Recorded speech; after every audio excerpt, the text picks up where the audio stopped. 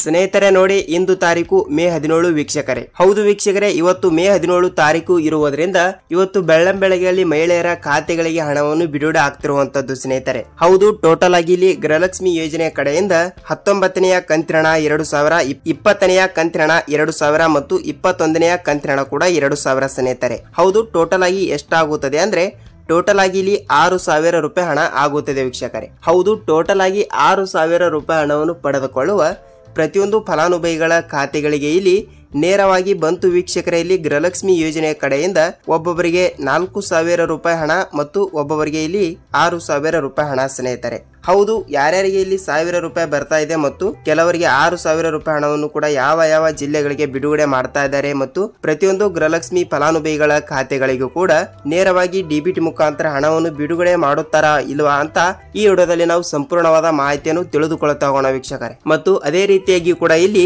ಮಹಿಳಾ ಮತ್ತು ಮಕ್ಕಳ ಕಲ್ಯಾಣ ಅಭಿವೃದ್ಧಿ ಸಚಿವೆಯಾಗಿರುವ ಲಕ್ಷ್ಮಿ ಹೆಬ್ಬಾಳ್ಕರ್ ಮೇಡಮ್ ಅವರು ಕೂಡ ಇಲ್ಲಿ ಏನು ಮಾಹಿತಿ ಕೊಟ್ಟಿದ್ದಾರೆ, ಏನು ಇಲ್ಲ ಎಂಬುದರ ಮಾಹಿತಿಯನ್ನು ಅದನ್ನು ಕೂಡ ಈ ವಿಡಿಯೋದಲ್ಲಿ ಕೂಡ ಪೂರ್ತಿಯಾದ ಮಾಹಿತಿಯನ್ನು ತಿಳಿದುಕೊಳ್ಳುತ್ತಾ ಹೋಗೋಣ ವೀಕ್ಷಕರೇ. ಹಾಗಿದ್ರೆ ಬನ್ನಿ ವೀಕ್ಷಕರೇ, ಇವತ್ತು ಕೂಡ ಹಣವನ್ನು ಯಾವ ಯಾವ ಜಿಲ್ಲೆಗಳಿಗೂ ಕೂಡ ಹಣವನ್ನು ಬಿಡುಗಡೆ ಆಗುತ್ತದೆಯಾ ಇಲ್ವಾ ಅಂತ ಪೂರ್ತಿಯಾದ ಮಾಹಿತಿಯನ್ನು ತಿಳಿದುಕೊಳ್ಳುತ್ತಾ ಹೋಗೋಣ ಸ್ನೇಹಿತರೆ. ನೋಡಿ, ರಾಜ್ಯದಲ್ಲಿ ಇರುವಂತಹ 30ರಿಂದ 31 ಜಿಲ್ಲೆಗಳಲ್ಲಿ ಇರುವಂತಹ ಪ್ರತಿಯೊಂದು ಗೃಹಲಕ್ಷ್ಮಿ ಫಲಾನುಭವಿಗಳ ಖಾತೆಗಳಿಗೆ ನೋಡಿ ಸ್ನೇಹಿತರೆ, ಈಗಾಗಲೇ ಕಾಂಗ್ರೆಸ್ ಪಕ್ಷವು ಬಿಡುಗಡೆ ಮಾಡಿರುವ 5 ಗ್ಯಾರಂಟಿ ಯೋಜನೆಗಳಲ್ಲಿ ಗೃಹಲಕ್ಷ್ಮಿ ಯೋಜನೆಯ ಗ್ಯಾರಂಟಿ ಅತಿ ದೊಡ್ಡದಾಗಿರುವ ಯೋಜನೆ ಆಗಿರುವಂತದ್ದು. ಹೌದಲ್ವಾ ವೀಕ್ಷಕರೇ? ಸೊ ಖಂಡಿತವಾಗಿಯೂ ಕೂಡ ಪ್ರತಿಯೊಂದು ಫಲಾನುಭವಿಗಳ ಖಾತೆಗಳಿಗೂ ಕೂಡ ನೇರವಾಗಿ ಡಿಬಿಟಿ ಮುಖಾಂತರ ಹಣವನ್ನು ಬಿಡುಗಡೆ ಮಾಡಲೇಬೇಕು. ಹೌದಲ್ವಾ? ಸೊ ಟೋಟಲ್ ಆಗಿ 6000 ರೂಪಾಯಿ ಹಣವನ್ನು ಬಿಡುಗಡೆ ಮಾಡುತ್ತಿರುವ ಸರ್ಕಾರ ನೋಡಿ, ಈಗಾಗಲೇ 1ರಿಂದ 18ನೆಯ ಕಂತಿನ ಹಣವನ್ನು ಪಡೆದುಕೊಂಡಿದ್ದವರಿಗೆ ಮಾತ್ರ.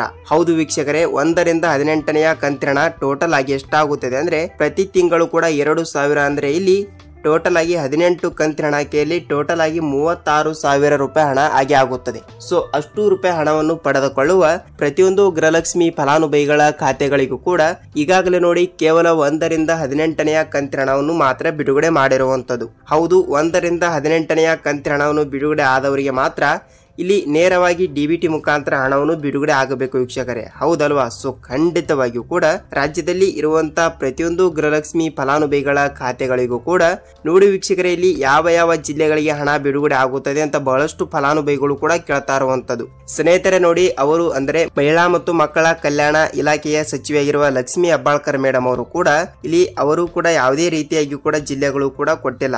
ನಾವು ಖಂಡಿತವಾಗಿಯೂ ಕೂಡ ರಾಜ್ಯದಲ್ಲಿ ಇರುವಂತಹ 30ರಿಂದ 31 ಜಿಲ್ಲೆಗಳು ಇರುವಂತದ್ದು. ಸೊ 30ರಿಂದ 31 ಜಿಲ್ಲೆಗಳಲ್ಲಿ ಇರುವಂತಹ ಪ್ರತಿಯೊಂದು ಗೃಹಲಕ್ಷ್ಮಿ ಫಲಾನುಭವಿಗಳ ಖಾತೆಗಳಿಗೂ ಕೂಡ ನೇರವಾಗಿ ಡಿಬಿಟಿ ಮುಖಾಂತರ ನಾವು ತಪ್ಪದೆ ಹಣವನ್ನು ಬಿಡುಗಡೆ ಮಾಡುತ್ತೇವೆ ಎಂಬುದು ಮಾಹಿತಿ ಕೊಟ್ಟಿರುವಂತದ್ದು ಸ್ನೇಹಿತರೆ. ಹೌದಲ್ವಾ? ಅದಕ್ಕಾಗಿ ಖಂಡಿತವಾಗಿಯೂ ಕೂಡ ಪ್ರತಿಯೊಂದು ಫಲಾನುಭವಿಗಳ ಖಾತೆಗಳಿಗೆ ನೇರವಾಗಿ ಡಿಬಿಟಿ ಮುಖಾಂತರ ಹಣವನ್ನು ಬಿಡುಗಡೆ ಮಾಡುತ್ತೇವೆ ಎಂಬ ಒಂದು ಮಾಹಿತಿ ಕೊಟ್ಟಿದ್ರು. ಆದರೆ ಇಲ್ಲಿ ಯಾವ ಯಾವ ರೂಲ್ಸ್ ಗಳು ಕೂಡ ಫಾಲೋ ಮಾಡಿದರೆ ಹಣವನ್ನು ಬರುತ್ತದೆ ಅಂತ ಬಹಳಷ್ಟು ಫಲಾನುಭವಿಗಳು ಕೂಡ ಕೇಳ್ತಾ ಇರುವಂತದ್ದು ಸ್ನೇಹಿತರೆ. ನೋಡಿ, ರಾಜ್ಯದಲ್ಲಿ ಇರುವಂತಹ 30ರಿಂದ 31 ಜಿಲ್ಲೆಗಳು ಇವೆ. ಹೌದಲ್ವಾ? ಸೊ ಖಂಡಿತವಾಗಿಯೂ ಕೂಡ ಆ 30ರಿಂದ 31 ಜಿಲ್ಲೆಗಳು ಇರುವಂತದ್ದು. ಸೊ ಖಂಡಿತವಾಗಿಯೂ ಕೂಡ ರಾಜ್ಯದಲ್ಲಿ ಇರುವಂತಹ 30ರಿಂದ 31 ಜಿಲ್ಲೆಗಳಲ್ಲಿ ಕೂಡ ನಿಮ್ಮ ಜಿಲ್ಲೆನೂ ಕೂಡ ಒಂದು ಹಾಗೆ ಆಗಿರುತ್ತದೆ ವೀಕ್ಷಕರೇ. ಹೌದಲ್ವಾ? ಸೊ ಖಂಡಿತವಾಗಿಯೂ ಕೂಡ ನಿಮ್ಮ ಜಿಲ್ಲೆಗಳಿಗೂ ಕೂಡ ಇಲ್ಲಿ ಹಣವನ್ನು ಬಿಡುಗಡೆ ಆಗಬೇಕಾದರೆ ನೀವು ಈ ಒಂದು ಸಣ್ಣ ಕೆಲಸವನ್ನು ತಪ್ಪದೆ ಮಾಡಬೇಕು ಸ್ನೇಹಿತರೆ. ಹೌದು, ಏಕೆಂದರೆ ಇದು ಖುದ್ದಾಗಿ ಸಚಿವೆಯಾಗಿರುವ ಲಕ್ಷ್ಮಿ ಹೆಬ್ಬಾಳ್ಕರ್ ಮೇಡಮ್ ಅವರೇ ಒಂದು ಮಾಹಿತಿ ಕೊಟ್ಟಿರುವಂತದ್ದು. ಏಕೆಂದರೆ ನೋಡಿ, ಈಗಾಗಲೇ ನೋಡಿ ವೀಕ್ಷಕರೇ, 18ನೆಯ ಕಂತಿನ ತನಕ ಹಣವನ್ನು ಪಡೆದುಕೊಂಡಿದ್ದವರಿಗೆ ಮಾತ್ರ ಇಲ್ಲಿ ನೇರವಾಗಿ ಡಿಬಿಟಿ ಮುಖಾಂತರ 19ನೆಯ ಕಂತಿನ 2000 ಬರಬೇಕು ಮತ್ತು 20ನೆಯ ಕಂತು ಕೂಡ 2000 ಬರಲೇಬೇಕು. ಅದಕ್ಕಾಗಿ 19ನೆಯ ಕಂತಿನ 2000 ರೂಪಾಯಿ ಹಣವನ್ನು ಪಡೆದುಕೊಳ್ಳುವ ರಾಜ್ಯದಲ್ಲಿ ಇರುವಂತಹ 30ರಿಂದ 31 ಜಿಲ್ಲೆಗಳಲ್ಲಿ ಇರುವಂತಹ ಪ್ರತಿಯೊಂದು ಗೃಹಲಕ್ಷ್ಮಿ ಫಲಾನುಭವಿಗಳ ಖಾತೆಗಳಿಗೆ ನೋಡಿ ವೀಕ್ಷಕರೇ, ಈಗಾಗಲೇ 1ರಿಂದ 18ನೆಯ ಕಂತಿನ ಹಣವನ್ನು ಬಿಡುಗಡೆ ಆದವರಿಗೆ ಮಾತ್ರ ನಾವು ತಪ್ಪದೆ ಡಿಬಿಟಿ ಮುಖಾಂತರ ಹಣವನ್ನು ಬಿಡುಗಡೆ ಮಾಡುತ್ತೇವೆ ಎಂಬ ಒಂದು ಮಾಹಿತಿ ಕೊಟ್ಟಿದ್ರು. ಅದು ಓಕೆ. ಈಗ ಬಹಳಷ್ಟು ಫಲಾನುಭವಿಗಳು ಕೂಡ ಕೇಳ್ತಾ ಇರುವುದೇನೆಂದರೆ, ಸರ್ ನಮಗೆ 19ನೆಯ ಕಂತಿನ ಹಣ ಬಂದಿಲ್ಲ ಮತ್ತು 18ನೆಯ ಕಂತಿನ ಹಣನೇ ಬಂದಿಲ್ಲ ಅಂತ ಬಹಳಷ್ಟು ಫಲಾನುಭವಿಗಳು ಕೂಡ ಕೇಳ್ತಾ ಇರುವಂತದ್ದು ವೀಕ್ಷಕರೇ. ಈಗಾಗಲೇ ನೋಡಿ ರಾಜ್ಯ ಸರ್ಕಾರವು ಏನ್ ಹೇಳ್ತಾ ಇದೆ ಅಂದ್ರೆ, ನೋಡಿ ನಾವು ಖಂಡಿತವಾಗಿಯೂ ಕೂಡ ಈಗಾಗಲೇ 18ನೆಯ ಕಂತಿನ ಹಣವನ್ನು ಎಲ್ಲರಿಗೂ ಕೂಡ ಬಿಡುಗಡೆ ಮಾಡಿದ್ದೇವೆ ಎಂಬ ಒಂದು ಮಾಹಿತಿ ಕೊಟ್ಟಿದ್ದಾರೆ. ಆದ್ರೆ ಇನ್ನೂ ತನಕ ಯಾರ್ಯಾರಿಗೆ ಬಂದಿಲ್ಲೋ ಅವರು ಕೂಡ ಏನ್ ಮಾಡಬೇಕಂದ್ರೆ ನೀವು ಖಂಡಿತವಾಗಿಯೂ ಕೂಡ ಈ ಒಂದೆರಡು ರೂಲ್ಸ್ ಗಳನ್ನು ಕಂಪಲ್ಸರಿ ಆಗಿ ಕೂಡ ಪಾಲಿಸಬೇಕು. ಯಾಕೆಂದ್ರೆ ಬಹಳಷ್ಟು ಜನರಿಗೆ ಇನ್ನೂ ತನಕ 18ನೇ ಕಂತಿನ ಹಣನೇ ಬಂದಿಲ್ಲ ಅಂದ್ರೆ ನೀವು ತಪ್ಪದೆ ಈ ಒಂದು 2 ಕೆಲಸಗಳನ್ನು ತಪ್ಪದೆ ಮಾಡಿ ಸ್ನೇಹಿತರೆ. ಏಕೆಂದರೆ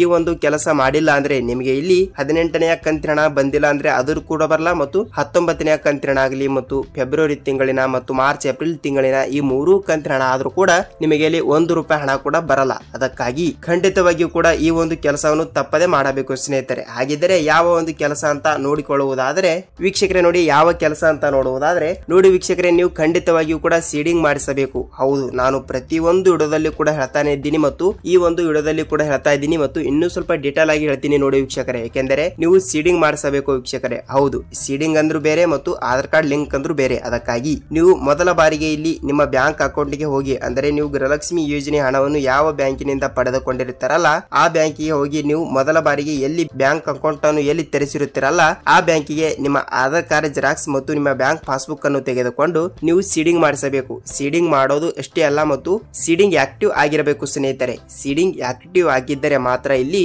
ಸರ್ಕಾರದಿಂದ ನೇರವಾಗಿ ಡೆಬಿಟಿ ಮುಖಾಂತರ ಹಣವನ್ನು ಬರುತ್ತದೆ, ಬಂದು ನಿಮ್ಮ ಬ್ಯಾಂಕ್ ಖಾತೆಗೆ ಹಣವನ್ನು ತಲುಪುತ್ತದೆ ವೀಕ್ಷಕರೇ. ಸೊ ಖಂಡಿತವಾಗಿಯೂ ಕೂಡ ಈ ರೀತಿ ಪ್ರೊಸೆಸ್ ಇರುತ್ತದೆ. ಮತ್ತು ಸೀಡಿಂಗ್ ಮಾಡಿಸಿರುತ್ತೀರಾ ಅಂತ ನೀವು ಕೇಳ್ತಾ ಇದ್ರೆ ವೀಕ್ಷಕರೇ, ಒಬ್ಬೊಬ್ರು ಕೇಳ್ತಾ ಇರ್ತೀರಿ, ಸರ್ ನಾವು ಸೀಡಿಂಗ್ ಮಾಡಿಸಿದೀವಿ ನಮಗೆ ಏಕೆ ಹಣ ಬಂದಿಲ್ಲ ಅಂತ ಬಹಳಷ್ಟು ಫಲಾನುಭವಿಗಳು ಕೂಡ ಕೇಳ್ತಾ ಇರ್ತಾರೆ. ನೋಡಿ ವೀಕ್ಷಕರೇ, ನೀವು ಸೀಡಿಂಗ್ ಮಾಡಿಸಿರುತ್ತೀರಿ ಅದು ನಿಮ್ ಕಡೆ ತಪ್ಪಿರುವುದಿಲ್ಲ. ಯಾಕೆಂದ್ರೆ ಅಲ್ಲಿ ಸೀಡಿಂಗ್ ಆಕ್ಟಿವ್ ಆಗಿರಬೇಕು. ಸೀಡಿಂಗ್ ಆಕ್ಟಿವ್ ಆಗಿದ್ದರೆ ಮಾತ್ರ, ಇನ್ ಆಕ್ಟಿವ್ ಆಗಿದ್ದರೆ ನಿಮಗೆ ಇಲ್ಲಿ ಯಾವುದೇ ರೀತಿಯಾಗಿ ಕೂಡ ಹಣನೇ ಬರಲ್ಲ. ಸೊ ಖಂಡಿತವಾಗಿಯೂ ಕೂಡ ಸೀಡಿಂಗ್ ಆಕ್ಟಿವ್ ಆಗಿದೆಯಾ ಇಲ್ವಾ ಅಂತ ತಪ್ಪದೆ ನೀವು ಕಮೆಂಟ್ ಮೂಲಕ ಮಾಹಿತಿ ತಿಳಿಸಬೇಕು ಸ್ನೇಹಿತರೆ. ಖಂಡಿತವಾಗಿಯೂ ಕೂಡ ಸೀಡಿಂಗ್ ಮಾಡಿಸಿ ತಪ್ಪದೆ ಗೃಹಲಕ್ಷ್ಮಿ ಯೋಜನೆ ಕಡೆಯಿಂದ ತಪ್ಪದೆ ಹಣವನ್ನು ಬಿಡುಗಡೆ ಆಗುತ್ತದೆ ವೀಕ್ಷಕರೇ. ಖಂಡಿತವಾಗಿಯೂ ಕೂಡ ನಿಮ್ಮ ಜಿಲ್ಲೆಗಳಿಗೂ ಕೂಡ ಇಲ್ಲಿ ತಪ್ಪದೆ ಹಣವನ್ನು ಬಿಡುಗಡೆ ಆಗುತ್ತದೆ. ನೀವು ಇಲ್ಲಿ ಯಾವುದೇ ರೀತಿಯಾಗಿ ಕೂಡ ಭಯಪಡುವ ಅವಶ್ಯಕತೆ ಇಲ್ಲ ವೀಕ್ಷಕರೇ. ನೋಡಿ ಸ್ನೇಹಿತರೆ, ಗೃಹಲಕ್ಷ್ಮಿ ಯೋಜನೆ ಬಗ್ಗೆ ಸ್ವಲ್ಪ ಮಾಹಿತಿ ಗೊತ್ತಾಗಿದೆ ಅಂತ ಅಂದುಕೊಳ್ಳುತ್ತೀನಿ. ಮತ್ತು ನಿಮಗೆ ಇದೇ ರೀತಿಯಾಗಿ ಕೂಡ ಗೃಹಲಕ್ಷ್ಮಿ ಆಗಲಿ ಮತ್ತು ಅನ್ನಭಾಗ್ಯ ಆಗಲಿ ಮತ್ತು ಸರ್ಕಾರದಿಂದ ಬರುವಂತಹ ಪ್ರತಿಯೊಂದು ಉಪಯುಕ್ತ ಮಾಹಿತಿಗಳ ವಿಡಿಯೋಗಳು ನಿಮಗೆ ಪ್ರತಿದಿನ ಇದೇ ರೀತಿಯಾಗಿ ಕೂಡ ಪ್ರತಿದಿನದ ಪ್ರತಿಯೊಂದು ಅಪ್ಡೇಟ್ಗಳು ಕೂಡ ಏನು ಬರುತ್ತವೆ ಏನು ಇಲ್ಲ ಎಂಬುದರ ಮಾಹಿತಿಯನ್ನು ಈ ಒಂದೇ ವಿಡಿಯೋದಲ್ಲಿ ನಿಮಗೆ ಪೂರ್ತಿಯಾದ ಈ ಚಾನಲ್ ಅಲ್ಲಿ ನಿಮಗೆ ನೋಡಲು ಸಿಗುತ್ತವೆ ವೀಕ್ಷಕರೇ. ಅದಕ್ಕಾಗಿ ಖಂಡಿತವಾಗಿಯೂ ಕೂಡ ಇಲ್ಲಿ ತನಕ ವಿಡಿಯೋನ ನೋಡಿದ್ದೀರಾ ಮತ್ತು ವಿಡಿಯೋನ ಇಷ್ಟವಾದರೆ ಒಂದೇ ಒಂದು ಲೈಕ್ ಮಾಡಿ ಮತ್ತು